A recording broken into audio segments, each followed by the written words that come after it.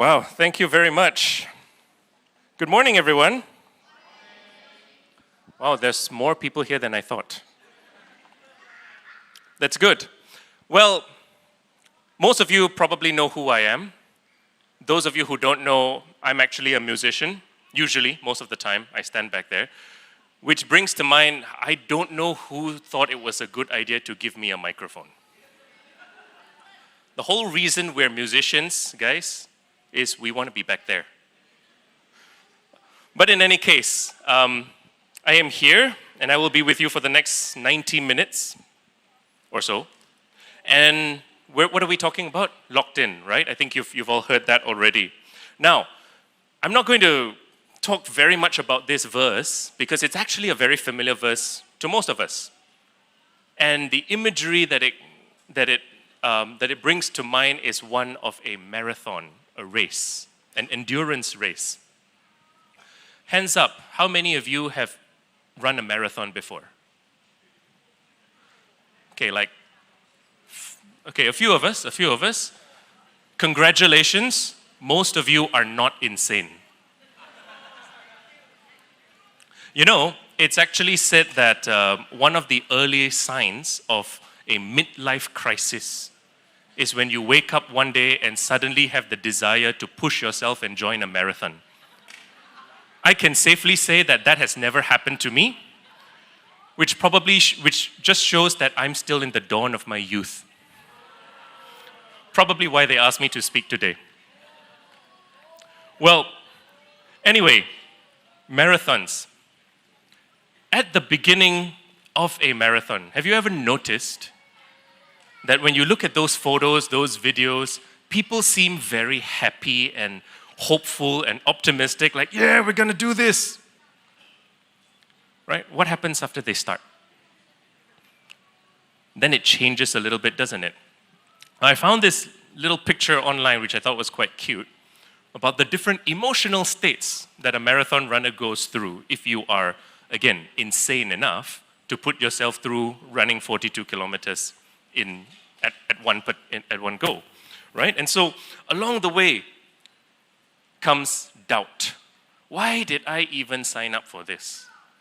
Anger. Hayo, why this organizers like this one? Why the water stations so far apart? And worst of all, somewhere around kilometer 30, 33, 35, somewhere like that. That's when most runners say, I have to take their word for it, but that's when most runners say they hit the runner's wall. Have you all heard of the runner's wall? Yes, great. I'm not going to read this out to you, but many people describe the runner's wall as something almost physical, right? And if I don't get over this wall, I'm not going to finish this race. I'm going to drop out. Now, the point of this is not about the wall, right? We'll talk about what do people say to themselves? What do they do? What do runners do to get over this wall? There's a variety of tips and tricks and guides that say, just make sure you're putting one foot ahead of the other. Just visualize yourself eating bak kut teh after the marathon. Whatever the case may be, all of these are visualization tactics, right? Visualization techniques, sorry. And they all involve mind over matter. The power of mindset, the power of perspective. And that's, there is no difference in the physical distance that you or I still have to run. But it's different when we look at it from a different angle. And so today I want to introduce another verse that is also very familiar to us.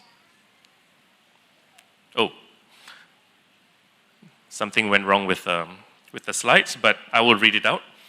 Matthew chapter 5 verse 14 reads, "You are the light of the world. A city built on a hill cannot be hidden." Verse 15 continues, "Neither do people light a lamp and put it under a bowl. Instead, they put it on its stand, and it gives light to everyone in the house. Verse 16, in the same way, let your light shine before others, that they may see your good deeds and glorify your Father in heaven. Think about that verse for a second.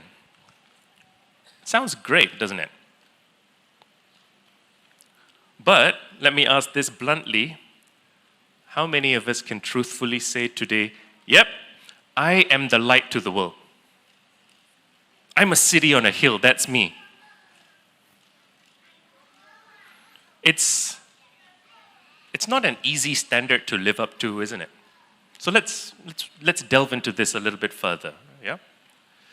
This verse resonates with all of us. And I think partially because we've been told all our lives that God is strong, God is all-powerful, we should be living victorious lives. I think the first obstacle that prevents us from living out this verse is, how do we even define a victorious life? Is it success in our exams? Is it first-class honors at our university? A prestigious job? Money in a bank? That, no doubt all of these things are important, but that's not the definition of a victorious life, is it? That, rather, is the definition of a smooth sailing life. Imagine if all the characters in the Bible had a smooth sailing life. The Bible would be 50 pages long. Right? Because Moses would have gone up to Pharaoh and said, let my people go. Okay, the end. And a lot of these stories wouldn't have the same weight and meaning anymore. If Goliath, from David and Goliath, if Goliath was a 3-foot-tall midget, that story wouldn't be the same, would it?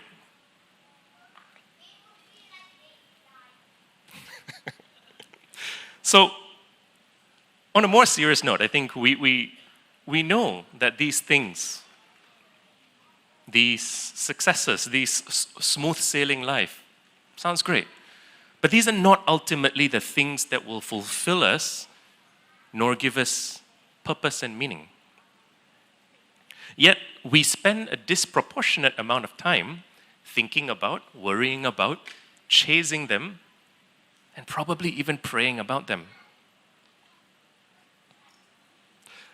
The second obstacle, I think, to living out Matthew chapter 5, verse 14, is tunnel vision.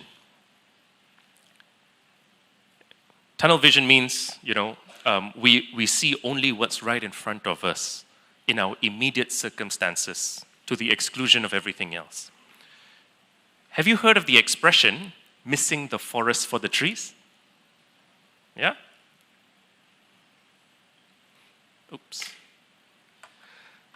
That's what we're really good at doing.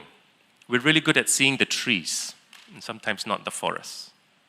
And so, today I want to pose a series of questions that I hope will help us all to begin to realize if and where we are missing out on some bigger picture. To the youths, what are you fighting for today? Who and what are you praying for? Do you see, that skit was pretty funny, and well done. But do you see the brokenness and injustice in your circles already? And in your circumstances? Are you bringing that to God?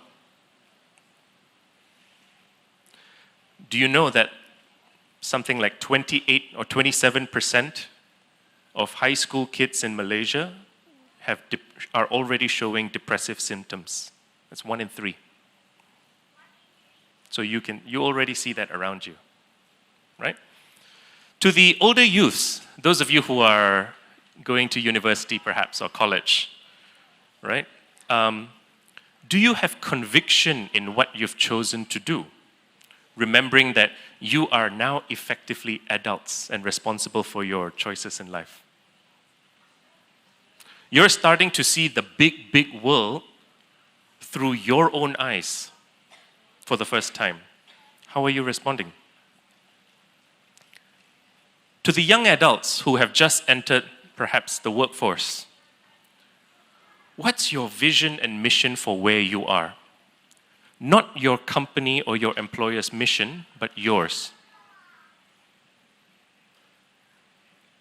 Can I challenge you to think about the impact of your work and what purpose it serves beyond just what the world says it is? To the older adults, those of you who are now in positions of influence and power, that's when you've got a little bit of gray hair, right? What kind of culture and values are you bringing to your teams? How are you inspiring your peers and your team members to think and act differently? Are they drawn to you like that city on a hill? Or are you a different person on Sundays and the rest of the week? Last but not least, to the golden generation, the even older adults, aka the MSF. Are you still learning and growing every single day?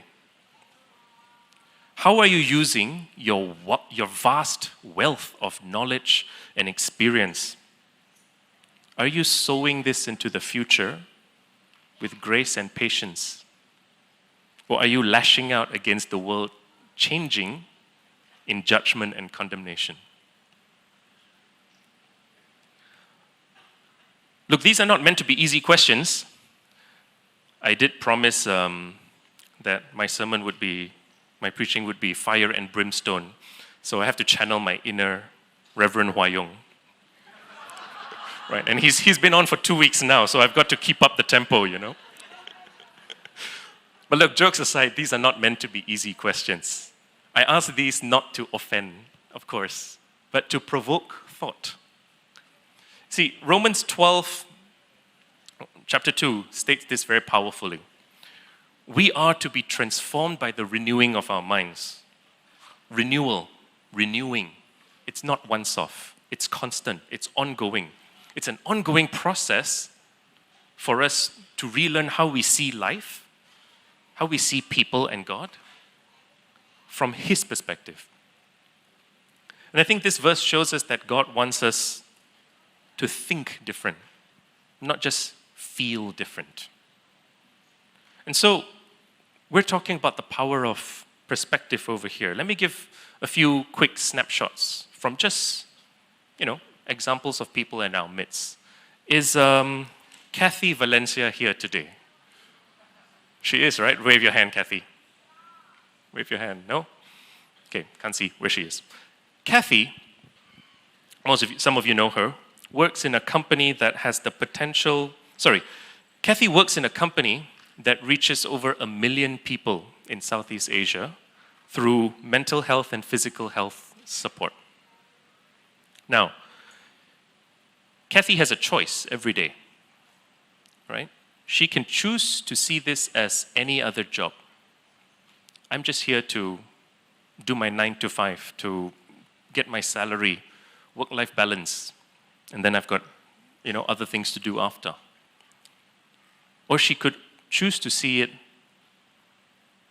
She could choose to see that every decision and every choice that she makes has the potential to save lives, to extend lives.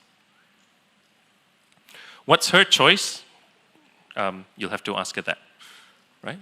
But I think she's chosen to see that this work can be life-changing and world-changing. But it's not just Kathy, it's not just healthcare. What about our educators? Amongst my peer group, at least, I know we've got quite a number of lecturers, academicians. In a world where things are changing faster than ever before, with technology and culture and so on and so forth, imagine the importance of a role that these educators play in shaping that next generation of leaders. And what about bankers? Ooh, we love banks, don't we? The modern day banks are probably the equivalent of tax collectors in the Bible. Boo, very bad. But did you know that Malaysia, the banks in Malaysia, have a very strong reputation in Southeast Asia for supporting SME finance? SMEs account for 90% of the Malaysian economy. They create millions of jobs. Millions, yes. And so, yes, our bankers, what if they used their position? What if they saw their roles not just to make money for their employers, for the banks, but also to help spur and drive dreams out there in the world? That's at least what the marketing ads say. So we can certainly live this out in real life, can't we? The point I'm trying to make here is that, perspective makes a whole lot of difference, right? But we may think, a lot of us might say, oh, we talk about making a difference, we talk about going and changing this and that, but I'm not the boss, I'm not the pastor, I'm not the CEO, I'm not the head prefect. I'm the youngest, I'm the most junior person in the room. What difference can I make? Or sometimes maybe we say, I can't change anything around here because things have been like this for the past 25 years. I've worked in the corporate world all my life. And I have the privilege, sometimes once in a while, to go and speak to newly graduating or freshly graduating university students. And it pains me when they say things like this, that already coming out of university, they don't see that they can make a difference. They don't think that they can because all of those things lah. I am the most junior person, I don't know anything, I am not the boss, I am not the fill in the blank. But you know what's worse? What's worse is, I also train senior leadership in companies, people who have been there for 20, 25 years, and they say exactly the same thing. I can't change anything, I'm not the boss. But I think it all boils down to one question that I think we need to be honest with ourselves about, myself included. And I'm going to ask all of you this, myself included. Do you believe you can change the world? Let's pause to really ponder that. Do you believe you can change the world? Are we called to? I would say, yes, we are certainly called to this. We're certainly called to be a transforming presence, to live in such a way that the world is influenced, renewed, and directed towards God.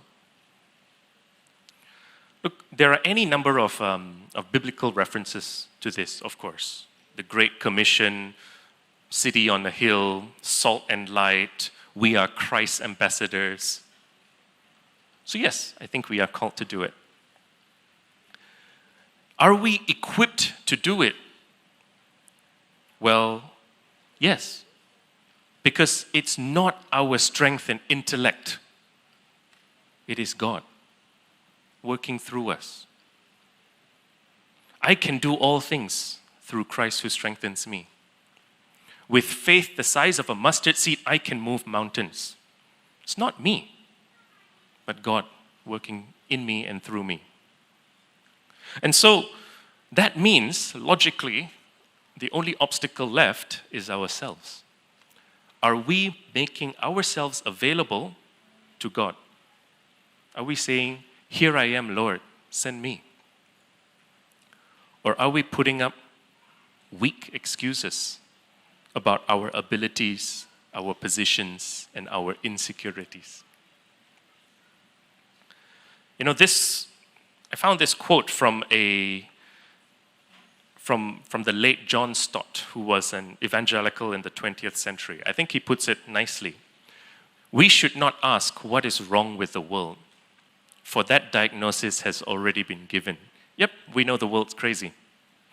Rather, we should ask, what has happened to the salt and light? The way I interpret this is that it's not the role of Christians to sit back, be passive, and watch the world self-destruct around us. Rather, to be salt and light is to push back, is to fight back, persevering in Christ, relying in Him to challenge us and strengthen us. I'll take this a step further. This fight is not really in the church, is it? But it is everywhere that we are. In our homes, in our schools, in our families, in our communities, in our workplaces. In SSMC, we take Gift Day very seriously. And it has been amazing to see, year after year, we challenge each other, we challenge ourselves to give. And you probably know that 100% of Gift Day proceeds go to missions, right? Fantastic. And for the past few years, we have been challenging ourselves ever higher each year, and we've been meeting that target as well every year. Praise God. And while that spirit of giving is commendable, I think it's also important to note that it does not absolve us of our responsibilities to go out and change the world everywhere that we are, right here in our own backyard. Wherever we are right now, in the midst of toxic culture, capitalistic society, broken people, broken homes, that is your mission field.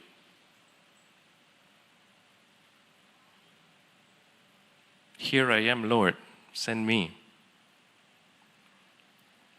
And I think that is the core of today's message that I wanted to bring to you, right? Being locked in is not just about looking to God when we have a problem, when we have a request and agenda, but it's about being in lockstep with Him every single day. And that means we have to see that God is relevant in every situation, in every circumstance, in every school, university, workplace, and community. And we have to carry that torch. And I believe some of us, need to hear this today. God knows, probably many of us feel stuck. We feel trapped, like Ariel in the skit, stuck in bad friendships. Maybe for some of us, we are stuck in toxic work cultures. Some of us are stuck, frustrated about, the government or young people or whatever. Many of us have given up hope, given in to just go along. Because it's hard to swim against the tide. I get it. And we no longer believe, maybe, for those of us, that we can be a city on a hill. But, I want to say to you, take courage. Because it wasn't meant to be easy. We spoke about what does it mean to have a victorious life earlier. What is the definition of victory? There is no victory without struggle. And if you are in the struggle right now, good. Because that is God sharpening you. That is God saying, I've got a plan and a purpose for you. I'm not done with you. Don't give up. This slogan we have today is not lit up, fit. It's not just a slogan. It is the burden we should carry with us everywhere we are placed. Whew. That was heavy. But don't worry, I am about to close here. And in closing, I want to revisit the story of Moses. And let me ask this. Was Moses a Sigma?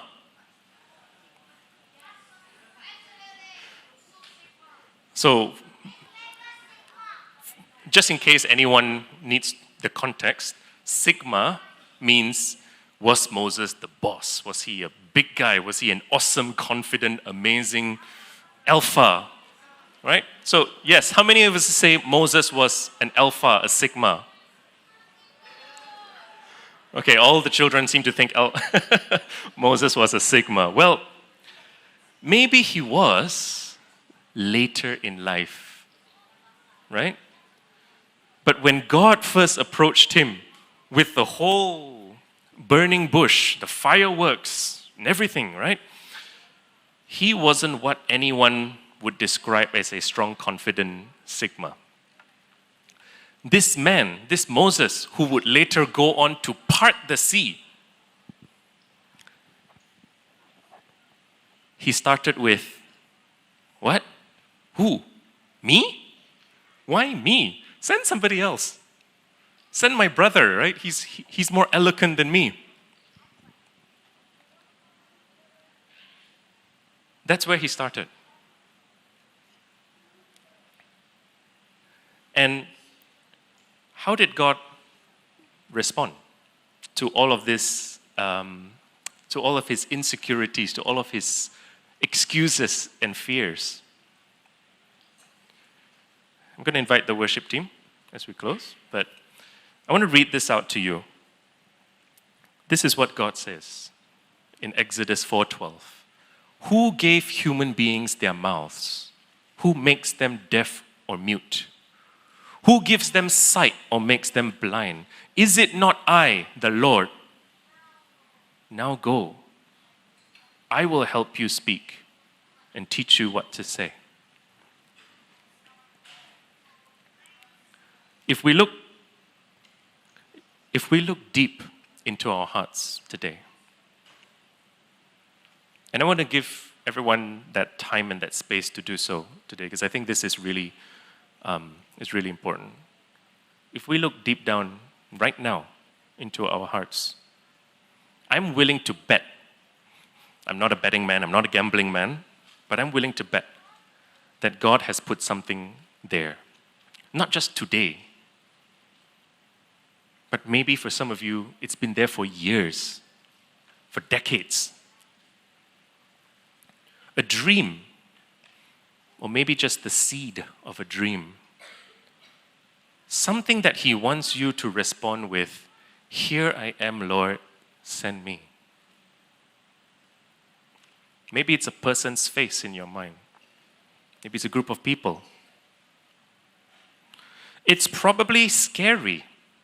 And like Moses, we have been saying, who? Me? Why me? Send my brother. Send pastor.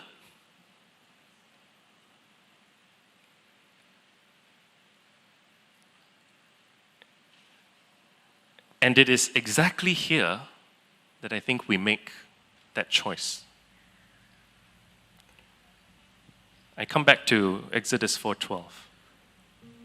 Is it not I, the Lord? Now go. Go.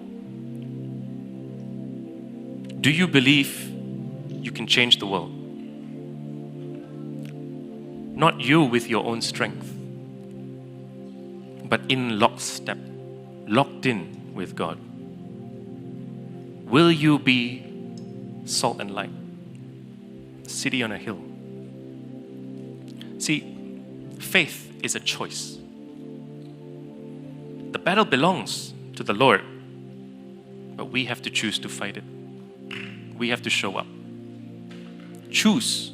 We have to choose to run this race. We have to choose to lock in on Jesus, the author and the perfecter of our faith. And when we do that, I challenge you to see how he meets you there and see what he does through you and your life. Your choice.